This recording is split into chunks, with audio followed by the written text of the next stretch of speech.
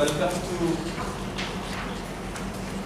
this, how to say, this event of Philosophy Colloquium. It happens something like a shooting star. Yeah. It's something like an atomic flash. It suddenly appeared. So Aaron has been talking to me for some time, but I've been occupied with so many things, so we have not been able to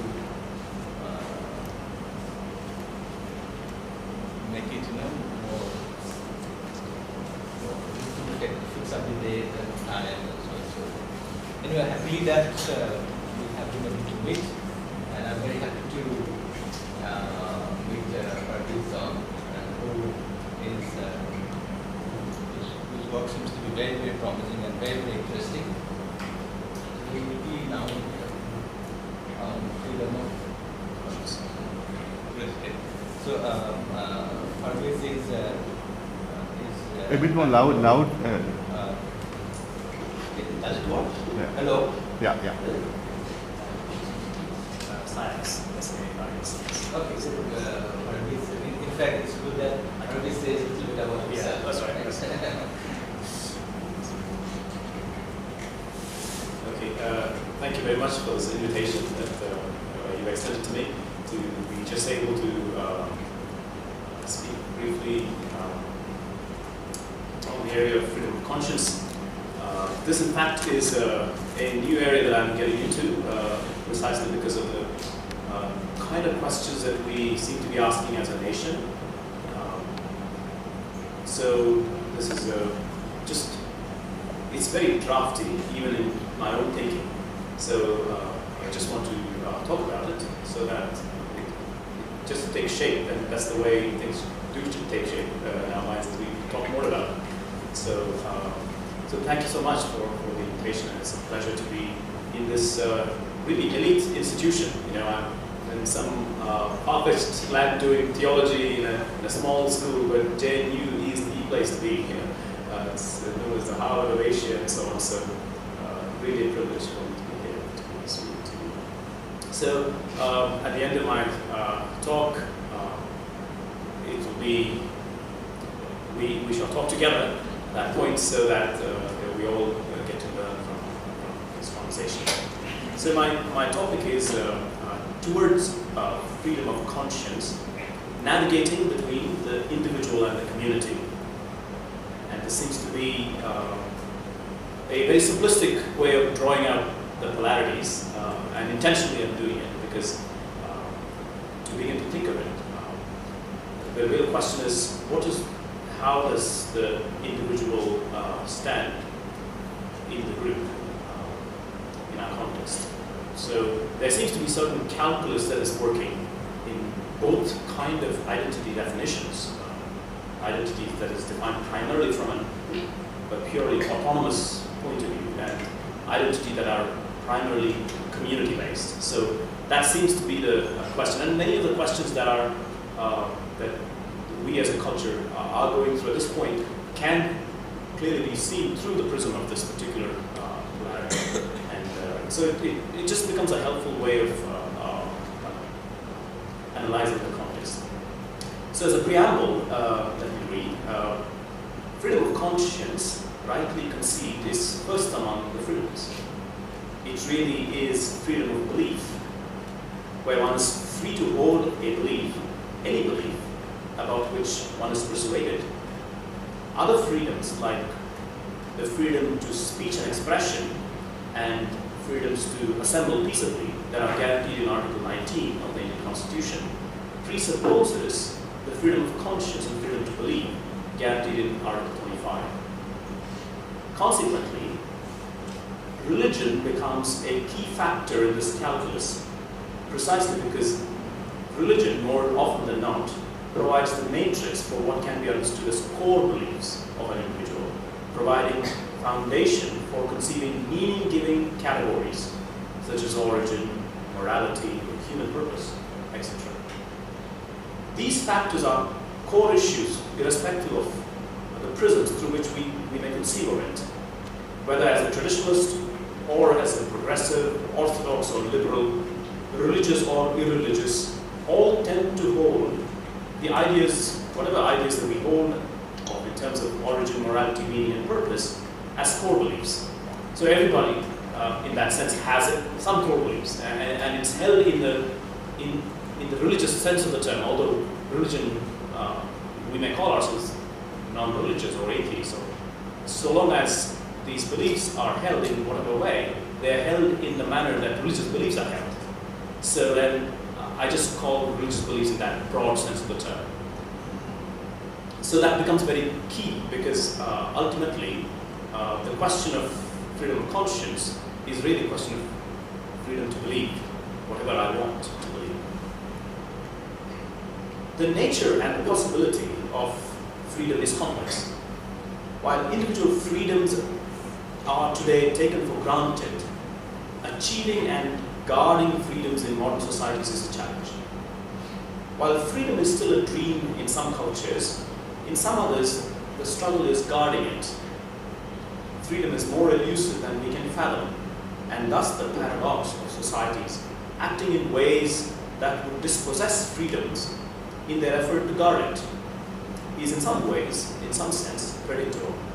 As it is evident, the self-declared land of the free and home of the brave maintain its freedom often by violating personal spaces using maximum surveillances. Conversations surrounding freedom of conscience is often associated with individual rights. From the perspective of rights, freedom of conscience is a fundamental right. Fundamental not only in the sense that it is a basic right of an individual, but also in the sense that this right is the basis of other rights, such as right to belief, speech, and assembly.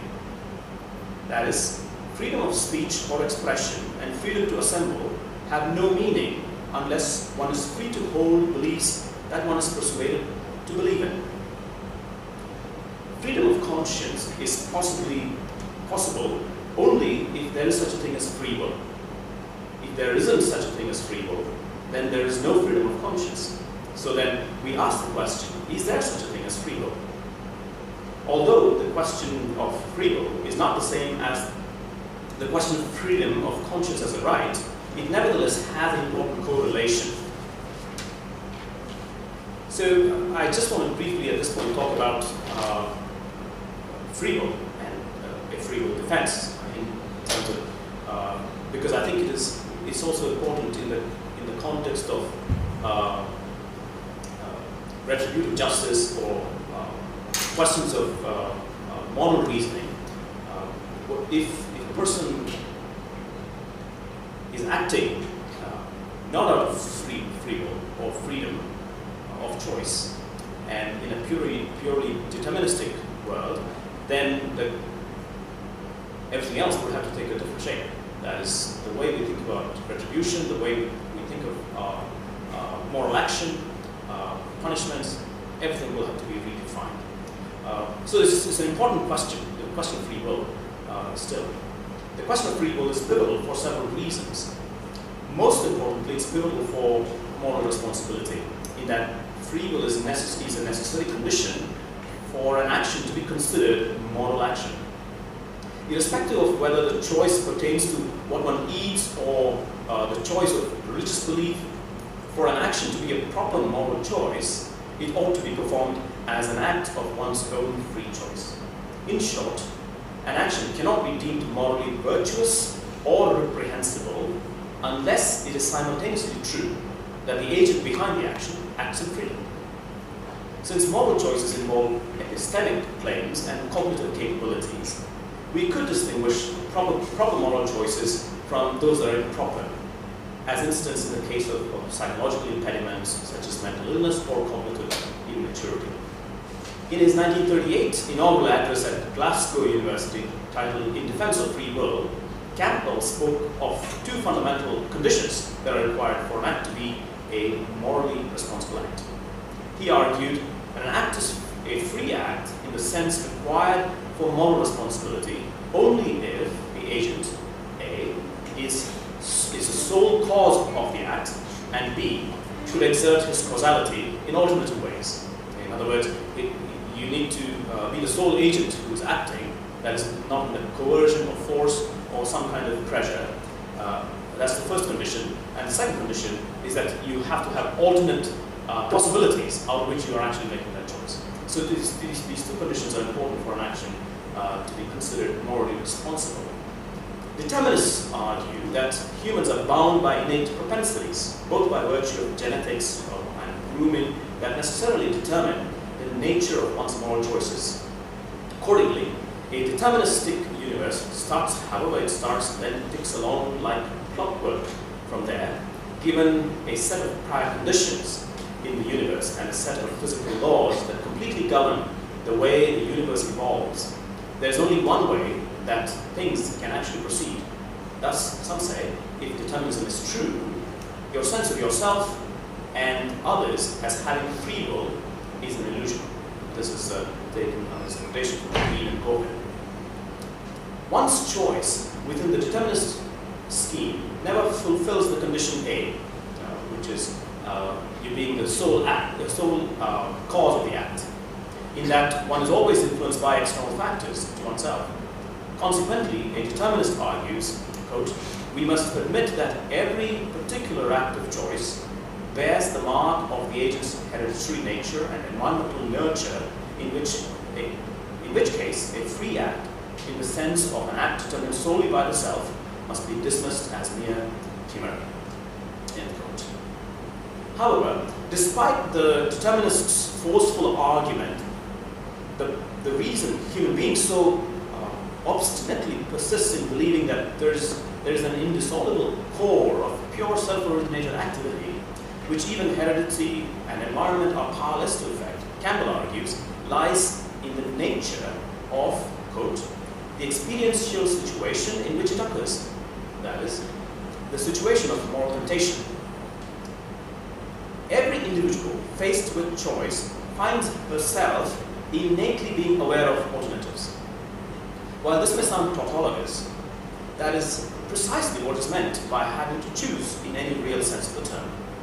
Thus, as a psychological fact, one's own experience always confirms the fact of free will rather than the opposite. And no amount of introspective analysis even tends to disprove that we do, as a matter of fact, believe in situations of moral temptation, that it rests with ourselves absolutely to decide whether we exert the effort of will, which will enable us to rise to duty, or whether we shall allow our desiring nature to take its course. End quote.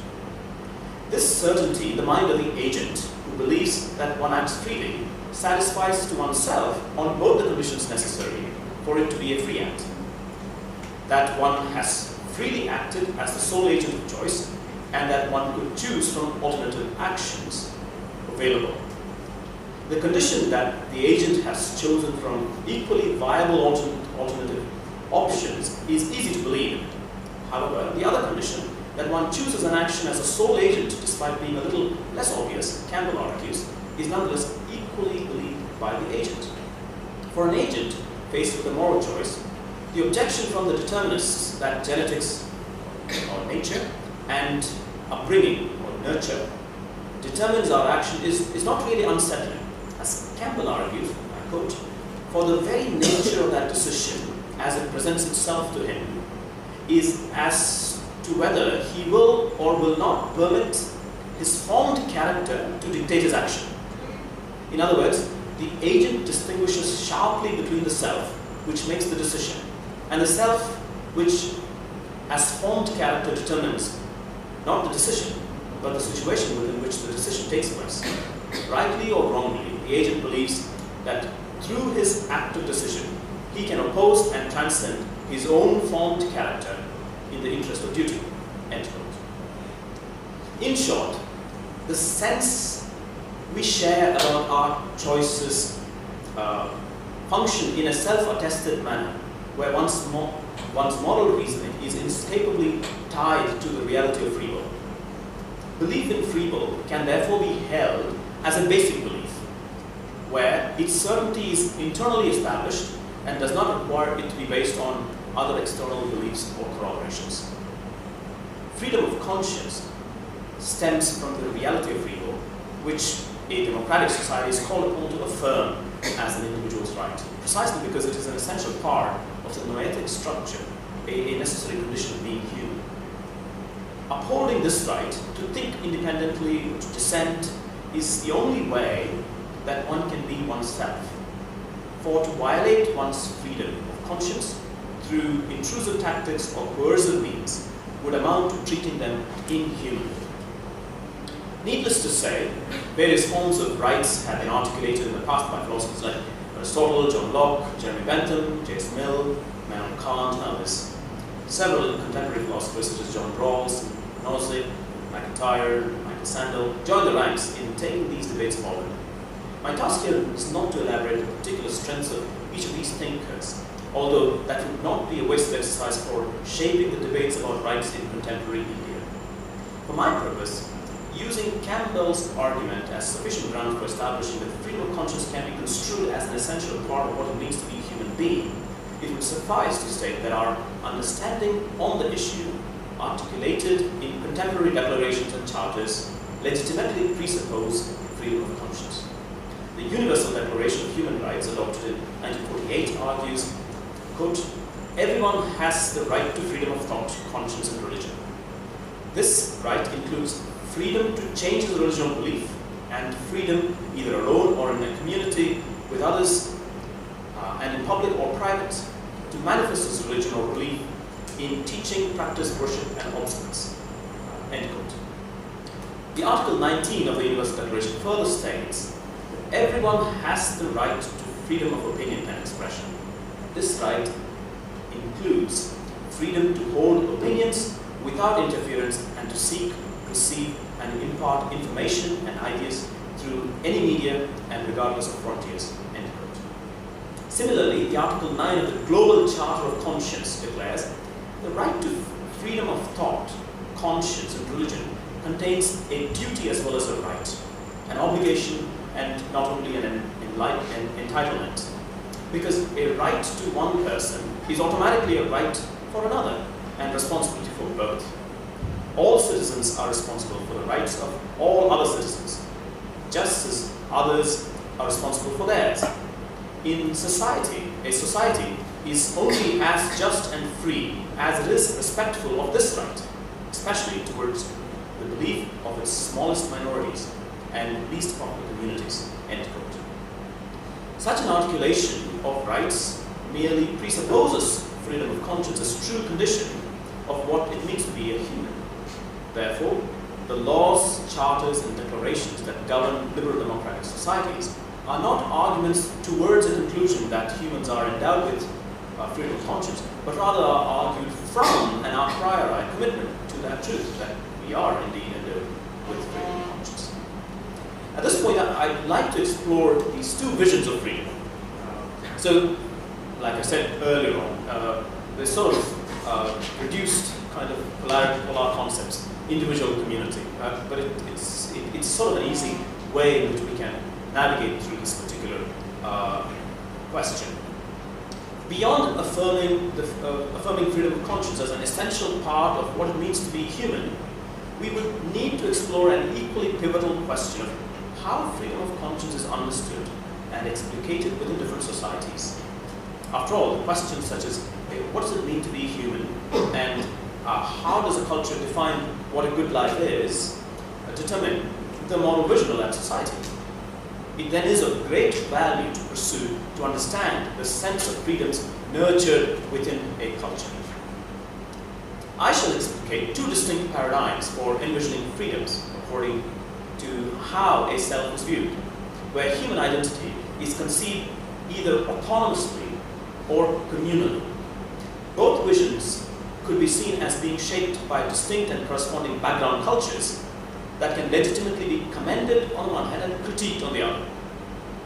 Behind the correlations between background cultures and corresponding moral visions are core beliefs about origin, meanings, morality, and purpose that shape both the background culture and its moral vision.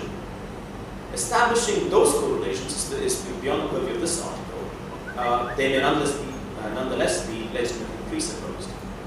So I will look at Charles Taylor and how and his ethics of authenticity to kind of shape our understanding on identity formation as autonomous individuals.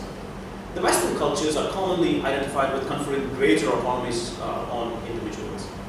In his Ethics of Authenticity, Charles Taylor describes the contemporary West as, quote, a world where people have a right to choose for themselves their own pattern of life, to decide in conscience what convictions to espouse, to determine the shape of their lives in a whole host of ways that their ancestors couldn't control.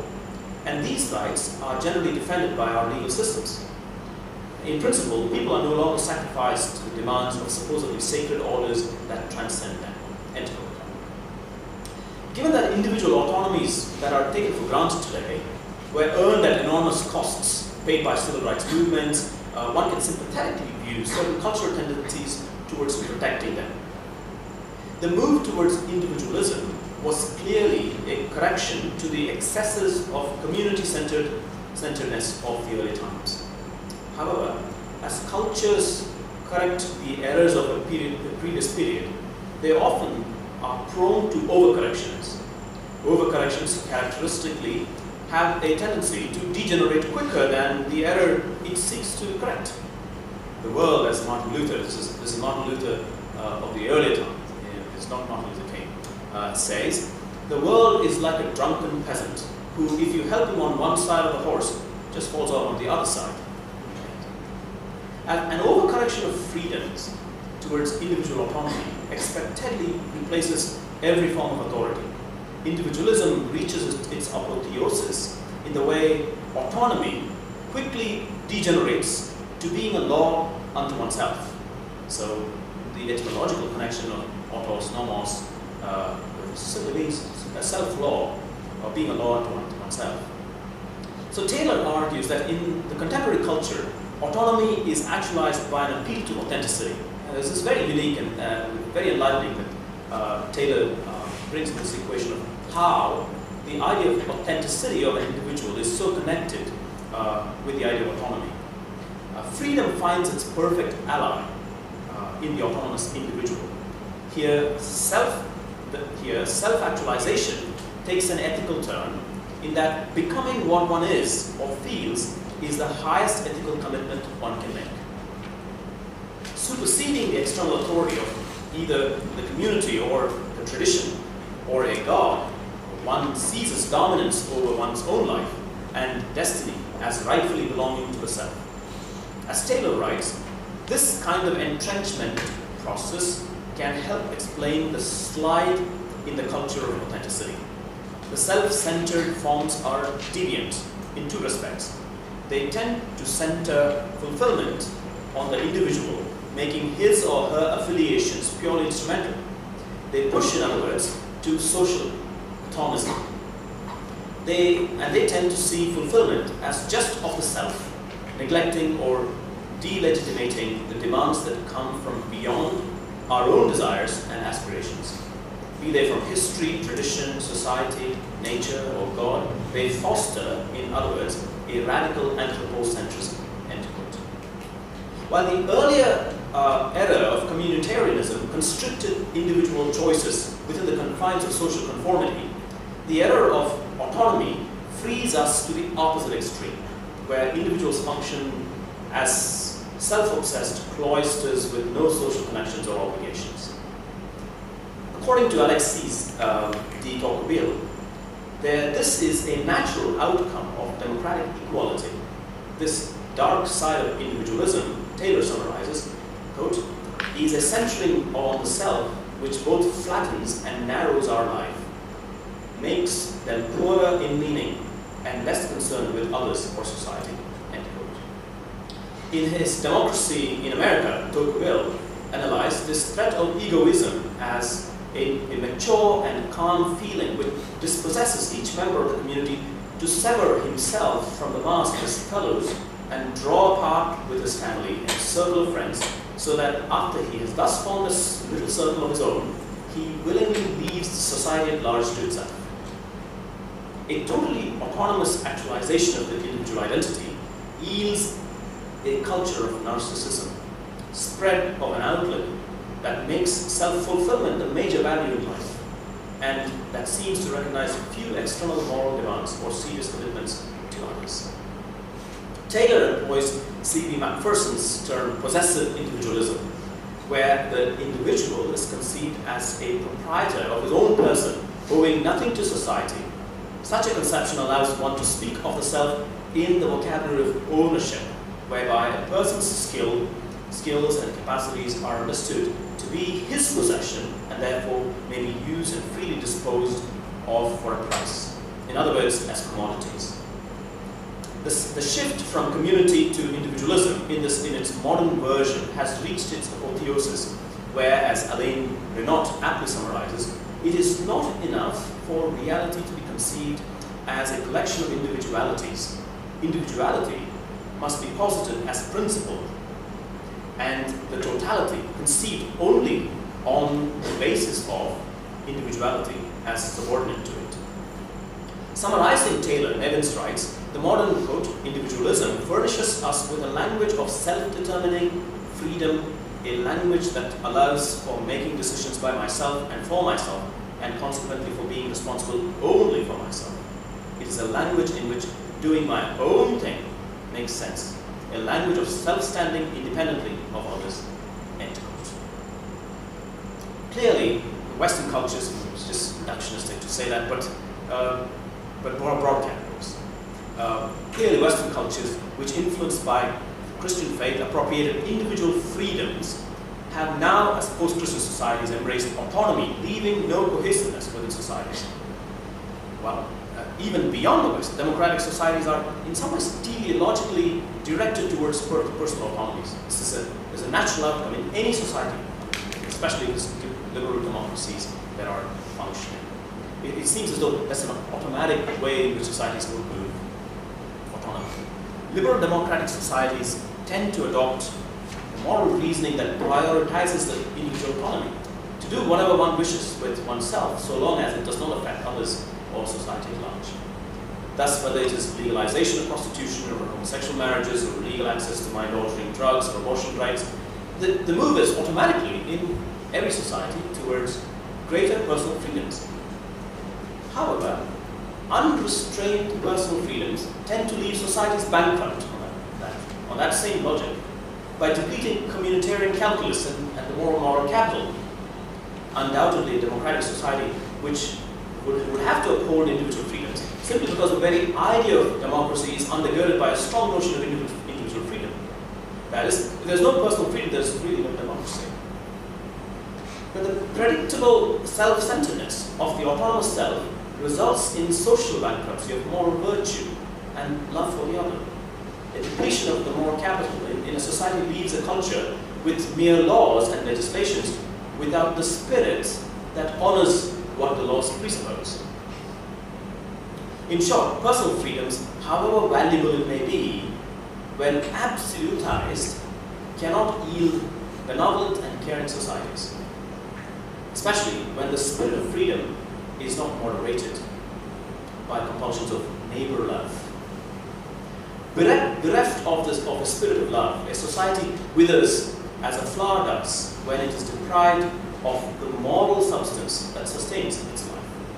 As a result, where violations by individuals are observed, communities that seek to preserve the communal identity often employ the repressive imposition of community values precisely as a way of overcorrection of the anticipated identity of autonomy.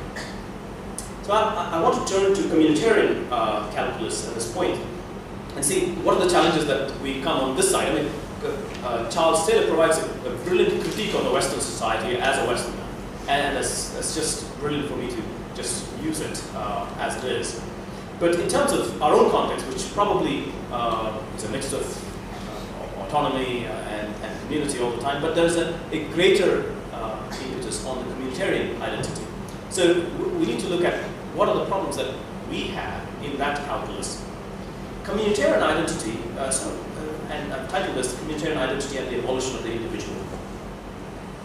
In contrast to the autonomous self-identity is the other polarity that prioritizes communitarian thinking.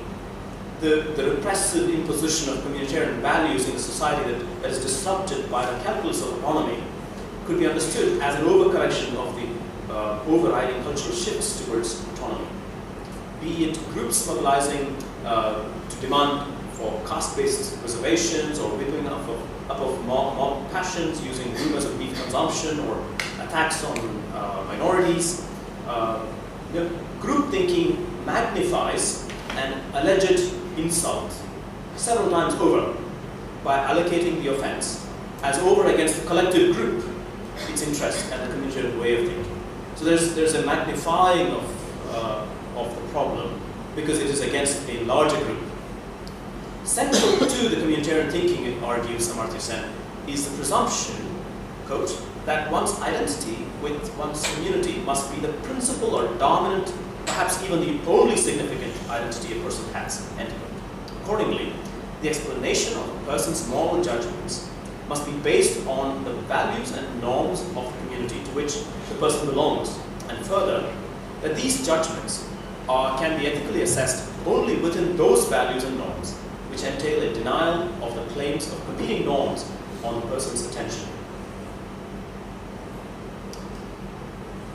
Whether communitarian thinking in India overrides the individual freedoms and what instruments would help us make a judgment on the issue can be endlessly contested.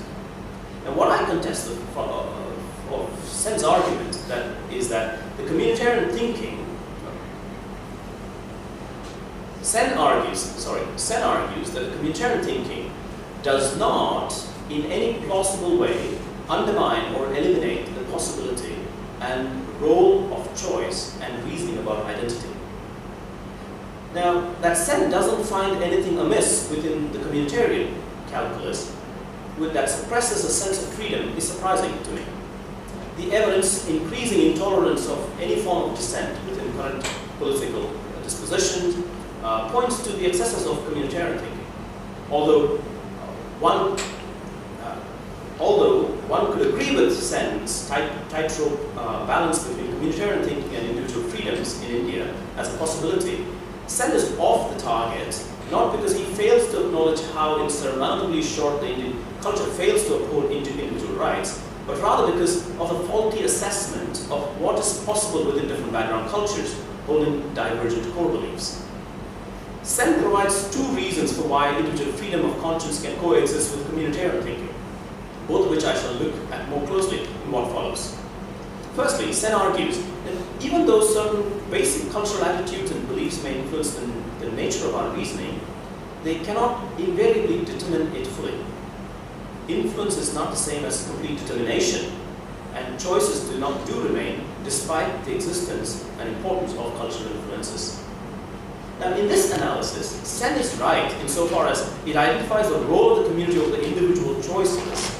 However, Sen is too generous as a cultural descriptor in how he distributes the community's determinative power over the individual.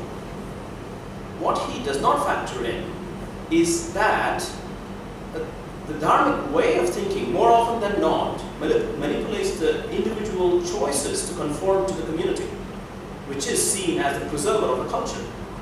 As I've argued elsewhere, the communitarian calculus is one where cultural and social conformity is seen as a virtue, and cultures develop mechanisms to penalize non-conformity with social ostracisms. This can become oppressive and exceedingly controlling of individual decisions, which is instanced in the way the Indian panchayats dish out their rulings, punishing those who go against the Indian way of life.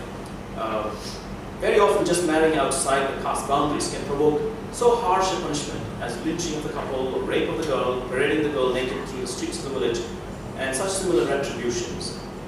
In order to prevent the dishonor to the family within the larger village community that is dictated by shame calculus as a result of the children marrying outside their caste confines, often the family members themselves undertake honor killings of their own children. Strange as it may be, the ground realities as prescribed above, while by no stretch of imagination are the only manifestations, cannot be severed from its ideological grounding.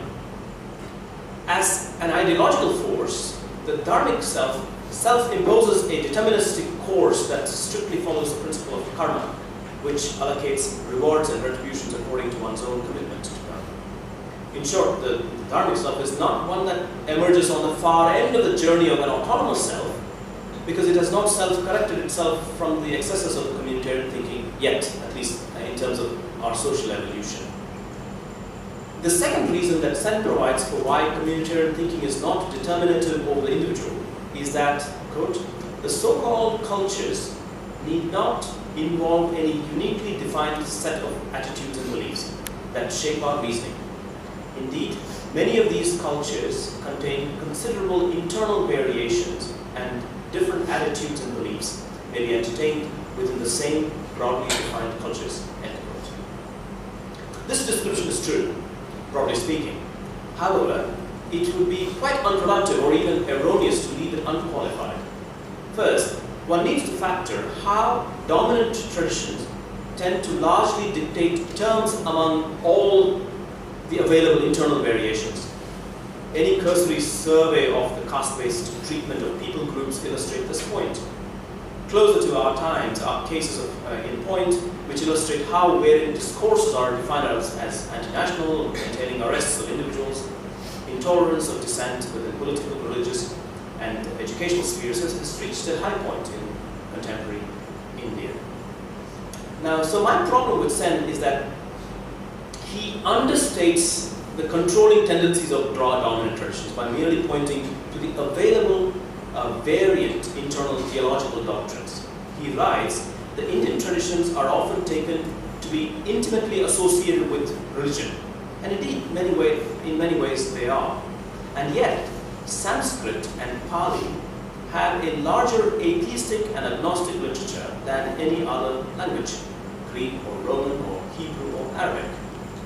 When a doctrinal anthology such as the 4th century Sanskrit book Sarvadarshana Sangraha, literally translated as a collection of all philosophies, presents 16 chapters respectively sympathetic to 16 different positions on religious issues, beginning with atheism, the aim is not to cater to informed and discerning choice, rather than to indicate incomprehension of each other's position. End quote.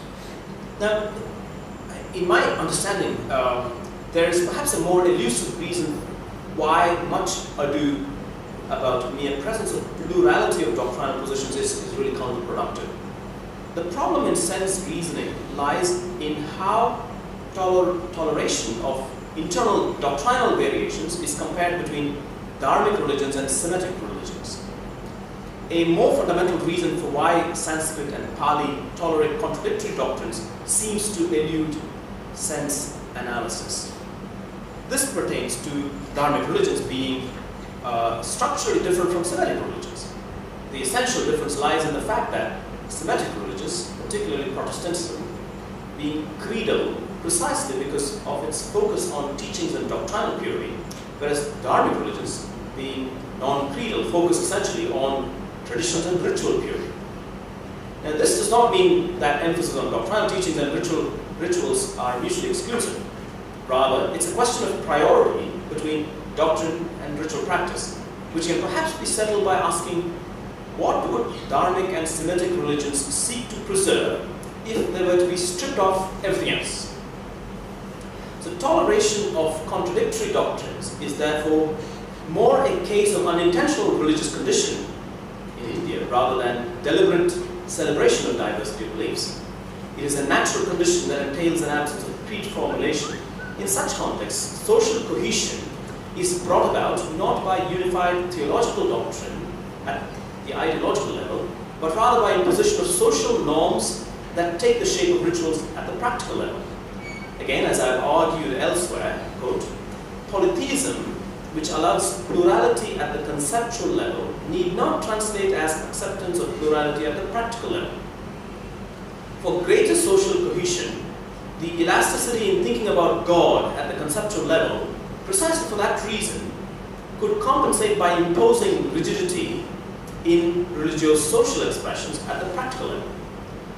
Polytheism, by its very nature, cares little about what is believed, but cares a great deal about what is practiced. End quote.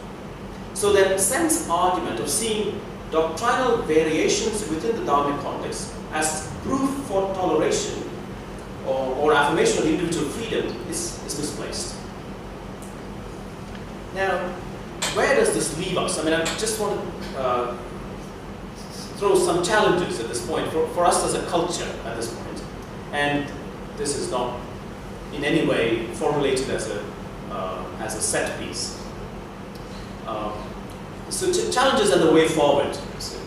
So we find that the way individual autonomies are actualized in liberal democratic societies is not exactly the sort that would facilitate human flourishing. In other words, it looks as though this whole move of the ethics of authenticity in the West seems to be on a slide downward. I mean, at least in contemporary reflections of Charles Taylor and others. The ethics of authenticity presents a case where identity formation excludes everyone else out of the equation. It's almost at the expense of the community. There's no community there. Whereas in the Indian context, we have a sense of community, which either overpoweringly strips the individual of her personal interest, rights, and concerns, or an absence of the true sense of community, where people are excluded by virtue of class or social status, gender, or caste, or language, and many other ways in which we practice social exclusions. Now, human flourishing necessitates thinking of both the individual and the group. To love oneself and also love the neighbor. It's got to be, in some ways, held together. And as a culture, how do we do it? The picture of Antilla, this brilliant, enormous building in Mumbai, in the background of extreme poverty, it's like a stark contrast that exists in our culture. Mere pointing to GDP growth and counting the ever-mounting number of dollar multi-billionaires in India is really not going to cut the ice. So, how can this be addressed? We can pass more laws, but the laws can only do so much. When we think of laws, we can think of, on the one hand, the letter of the law, and on the other, the spirit of the law. Where laws and legislations are adopted by the state without the background culture in some way defining what the law states as virtue, the law simply remains powerless. That is, in other words, if a law states something as good, if the background culture where the law is adopted does not consider that as virtue, then it's counterproductive. That seems to be the real challenge in our context. Because the law simply becomes powerless. As mere letter of the law, they are incapable of delivering proper justice. Now, how then can a society practice the spirit of the law by redefining what is considered as good and virtuous? In other words, what the Constitution in the Indian case seems to make possible as positive possibilities, can that be now seen as virtues in cultures so that it can be something that is seen positively? Now, this is a harder task to accomplish than merely passing legislations. Legislations clearly have their place, no doubt. But legislations are aimed at violators and not at transforming cultural habits. So, I want to look at transformation of cultural habits. How do we make that happen? So that people's behaviors are closely connected with what they love and worship. Now, again, I'm using the terms love in a very broad sense, worship in a very broad sense, because everybody worships something. It could be money, or my house, or my spouse, or my children, or my career, or my anything. You know, it's in that broad sense of the term. Love, again, is like that, because we are most formed by the object we love most. In many ways, I mean, if you just look at our own lives, that seems to be the case. So the clue seems to be in this direction. Now, we have fantastic laws in our country. I mean, enviable laws. I mean, if you compare it with many other countries. But the gap seems to be how culture defines its own soul, and how, as cultural indicators, we have our objects of love in that sense. Our objects of love and worship tend to define, to a large extent, our behavior. This means that there is a need for creating narratives that inform and transform the soul of the culture. So that's essentially the question that we now ought to create in our case, in the Indian culture. Narratives that informs and transforms the soul of the culture. Now, although I'm not a consumer of Bollywood movies, I know that it constantly creates heroes who perform noble things. But it looks like we need more than that, don't we? It looks like we need real heroes. And there I end